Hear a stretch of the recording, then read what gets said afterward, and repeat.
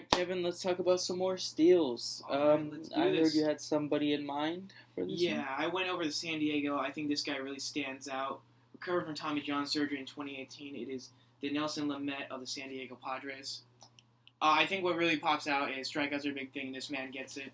2017, he had 114 innings pitched, 139 strikeouts. In 2019, he threw 73 innings and had 105 strikeouts. I think the numbers speak for himself. I think you look at him as you looked at Luis Castillo going into 2019. You know, he has the stuff to be a top 20 pitcher. It's just command is his big issue. And if he can hone that into a just, I would say even a below average rate, he could impact fantasy teams across the board.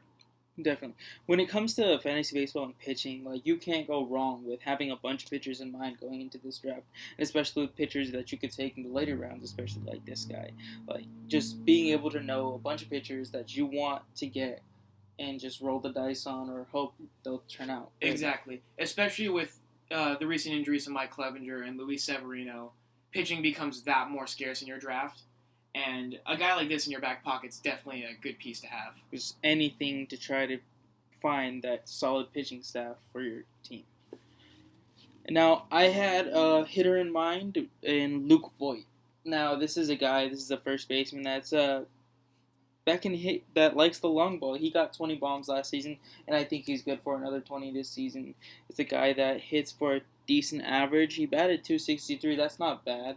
I mean, no, not at he's a first baseman, but he's not seen as a dominant first baseman in fantasy baseball. So you could definitely get him for cheap because everybody's gonna go for those some more solid first basemen. They're looking for more. They're going for name brand when it comes to first basemen, like Paul Goldschmidt. They're not looking at Luke Voit.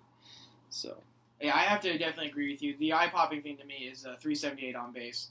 I mean, we've known he can match for quite some time, but to see this increase of getting on base, drawing walks, and again, another injury. Giancarlo Stanton earlier today might be missing the beginning of the year.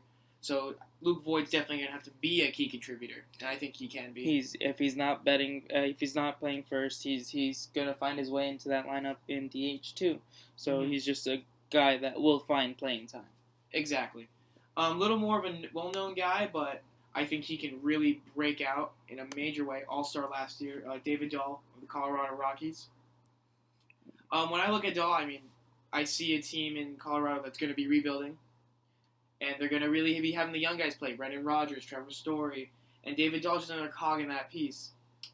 And I think he could really – this will be the year where we see him hit 20-plus home runs, carry that 300 batting average, get into that 900 OPS range, where he could be a legitimate factor, and you can get him for a not-so-steep price. I mean, we've been waiting for David Dahl to break out like this, and we've known he's had the capability to do so, and it's about time that he does that, and this lineup definitely gives him the opportunity and playing time to do that, and you definitely can't go wrong with the Colorado batter. No, not you at can never all. go wrong with the Colorado batter. Anyone hitting in Colorado, instantly your stock goes up, but Yes. I think David Dahl, he's I would going definitely to take that buy lead. him on that low price that he's going to be in the draft.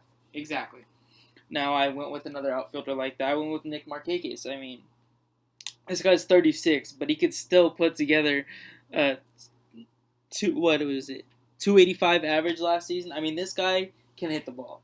This guy is going to get on base. He's not going to hit a lot of bombs, but he's going to get on base. He's going to get you those hits, and he's going to rack up points. They're not going to be a ton of points, but this is a solid outfielder you could take in the later rounds that you could plug and play whenever one of your guys is out. I mean, he's a dependable guy, and he's going to get you 5 to 6 points each game. Yeah, exactly. I think, like I said, Father Time seems to not have affected Nick Markakis. I mean, he played 116 last year, but before that, 162, 160, 158, 156.